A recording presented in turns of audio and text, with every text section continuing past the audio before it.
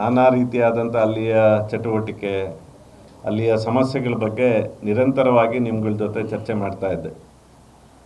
ಕಳೆದ ಒಂದು 6 ತಿಂಗಳಿಂದ ನಾನು ನಿರಂತರವಾಗಿ ಕುವೆಂಪು ಯೂನಿವರ್ಸಿಟಿಯ ಸಮಸ್ಯೆಗಳ ಬಗ್ಗೆ ಸರ್ಕಾರದ ಮಟ್ಟಕ್ಕೆ, ಅಲ್ಲಿಯ ವೈಸ್ ಚಾನ್ಸಲರು, ಹಿಂದೆ ಇದ್ದಂತಹ ರಿಜಿಸ್ಟ್ರಾರ್ನ ಸಮಸ್ಯೆ, ಅವರ ಭ್ರಷ್ಟಾಚಾರ ಆರೋಪಗಳು, ಹಗರಣಗಳು, ಇದನ್ನು ಕೂಡ ಸದನದ ಒಳಗೆ ಮತ್ತು ಯೂನಿವರ್ಸಿಟಿಯ ನಮ್ಮ ಅಕಾಡೆಮಿಕ್ ಕೌನ್ಸಿಲ್ ಒಬ್ಬ ಮೆಂಬರ್ ಆಗಿನೂ ಕೂಡ ಅಲ್ಲಿ ಮಾತಾಡ್ತಾ ಇದ್ದೆ. ಕಳೆದ ಅಕಾಡೆಮಿಕ್ ಕೌನ್ಸಿಲ್ ಮೀಟಿಂಗಲ್ಲೂ ಕೂಡ ಒಂದಷ್ಟು ವಿಷಯಗಳನ್ನು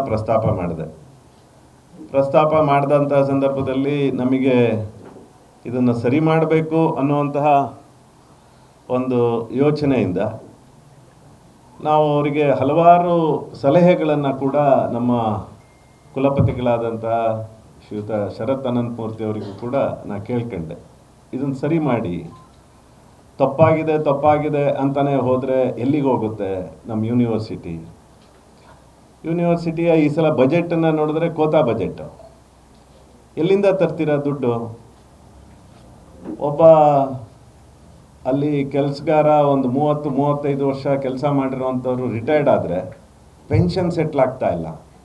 ಯಾಕೆ ಅಂತ ಕೇಳಿದ್ರೆ ಅವ್ರ ಹತ್ರ ದುಡ್ಡಿಲ್ಲ ಅಂತ ಹೇಳ್ತಾರೆ. ಒಂದು ಯೂನಿವರ್ಸಿಟಿ ಅಂದರೆ ಸೆಲ್ಫ್ ರಿಲಯಂಟ್ ಆಗಬೇಕು, ಅಂದರೆ ಅಲ್ಲೇ ಅದಕ್ಕೆ ಆದಾಯ ಬರಬೇಕು, ಖರ್ಚು ಅಲ್ಲೇ ಆಗಬೇಕು. ಸರ್ಕಾರದವರದಾರ ಅನುದಾನಗಳು ಬಂದರೆ ಮಾತ್ರ ತಗೋಬೇಕು. ದಿನನಿತ್ಯ ನಡೆಸಲಿಕ್ಕೆ ಸರ್ಕಾರದ ವತಿಯಿಂದ ಆಗಬಾರ್ದು ಅನ್ನೋಂಥದ್ದಕ್ಕೆ ಇದಕ್ಕೆಲ್ಲ ಯೂನಿವರ್ಸಿಟಿಗಳ ಚಿಂತನೆಯನ್ನು ಹಿಂದೆ ಎಲ್ಲ ಮಾಡಿದಂಥದ್ದು. ನಾನು ನಿನ್ನೆ ತುಮಕೂರು ಯೂನಿವರ್ಸಿಟಿ ಅಲ್ಲಿನ ವೈಸ್ ಚಾನ್ಸಲರ್ ವೆಂಕಟೇಶ್ವರಲ್ಲು ಅವರ ಒಂದು ಅಭಿನಂದನಾ ಸಭೆಗೆ ಹೋಗಿದ್ದೆ. ನಾನು ಒಂದಿನ ಮುಂಚೆ ಹೋಗಿ ಆ ಯೂನಿವರ್ಸಿಟಿ ಹೊಸ ಕ್ಯಾಂಪಸ್ಸಿಗೂ ಕೂಡ ಹೋಗಿದ್ದೆ.